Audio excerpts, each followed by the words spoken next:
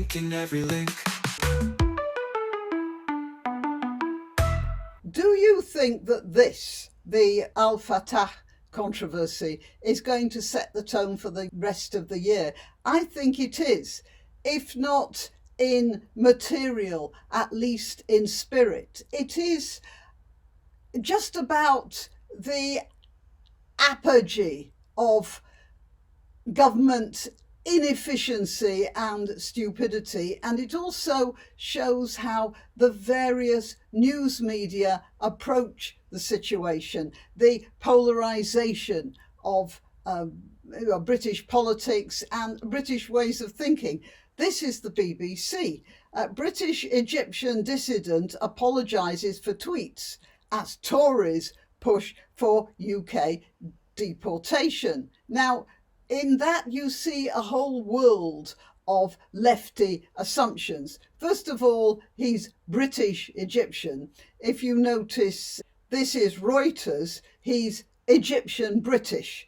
That says something in itself. As a matter of fact, he is Egyptian British. He'd never set foot in Britain before the Tories pushed for his being given British citizenship because his mother happened to have been born here, although she went back to Egypt. I mean, she had no particular claim on British cultural continuity at all.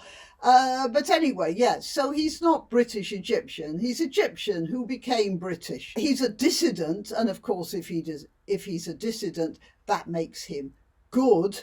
And he apologises. So, yeah, that's all right then, isn't it? For tweets, yeah, just for tweets, for nothing else, as Tories, which is slightly derogatory, especially when it comes from the left. Not necessarily, but yeah, when it comes from the left, it's nearly always a disparagement of some sort.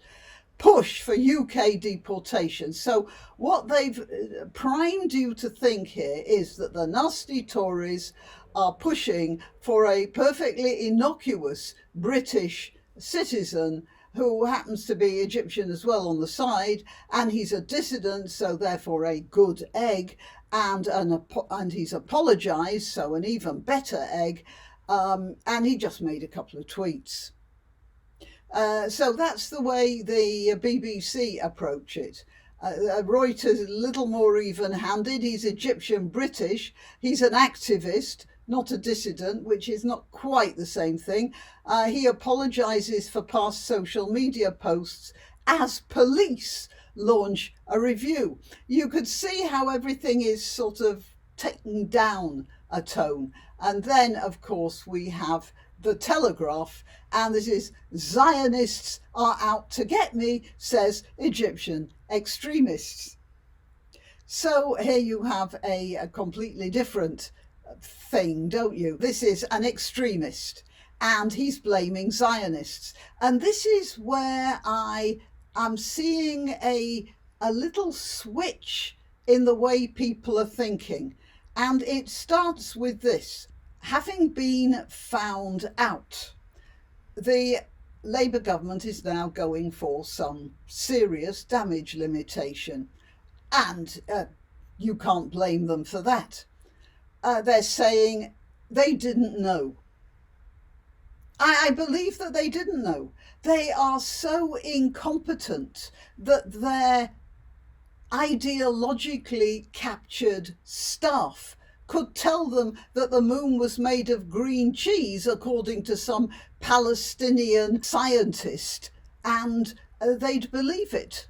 So when Starmer says he regretted his tweets, which is sort of ironic in itself, because I'm going to be talking about Lucy Connolly and Peter Lynch again, but leave that to one side for a moment.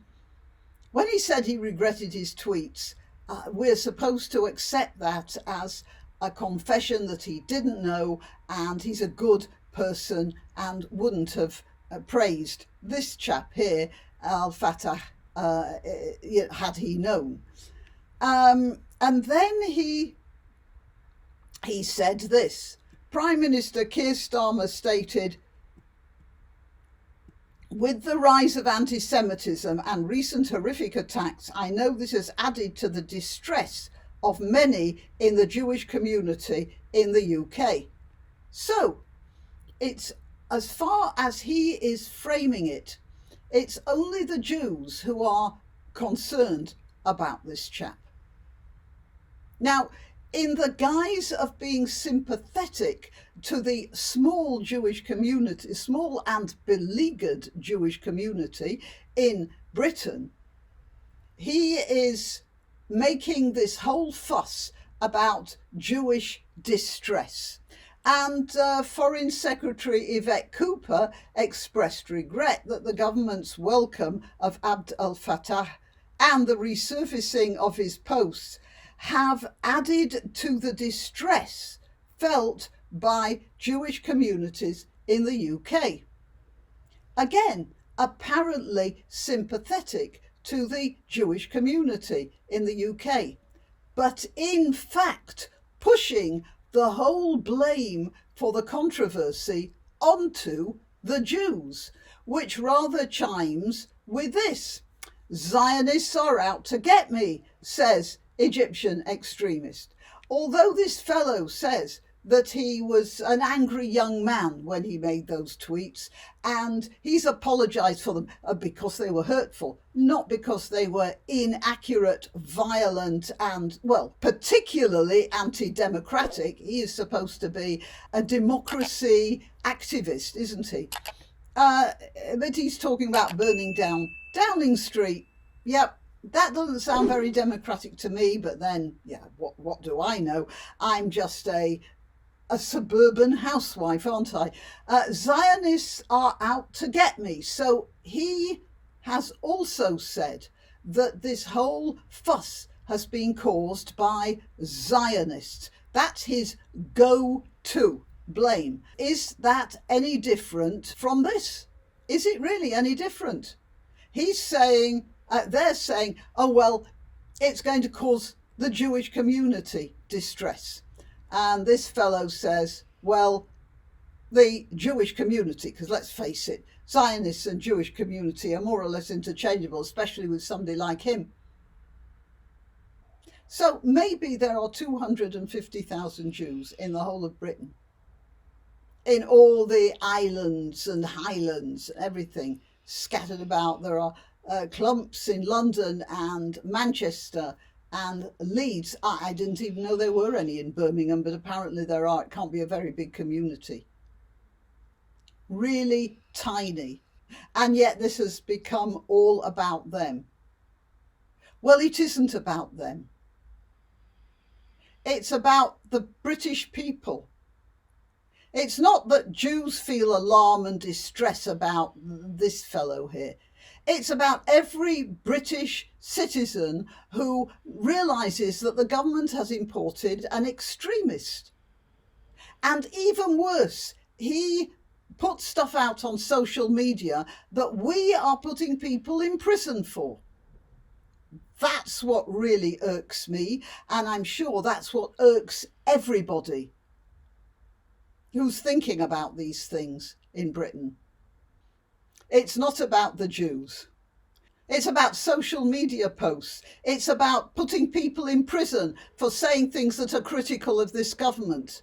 It's about Lucy Connolly saying, for all I care, you can burn down those places. And him saying, burn down those places. And he gets away with it. Lucy Connolly spends 3 years in jail. Well, yeah, 3 years in custody.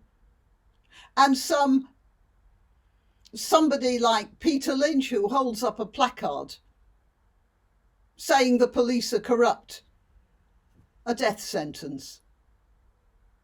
And that guy just gets away with it. That's where the alarm and distress comes in. All right, that's it. Till next time. You can help my channel by subscribing and clicking the notification bell. That's quite important. And by sharing if you're so inclined. Links to my other channels and to donation methods are in the description. But the best way you can help is simply by clicking like and notify. Thank you.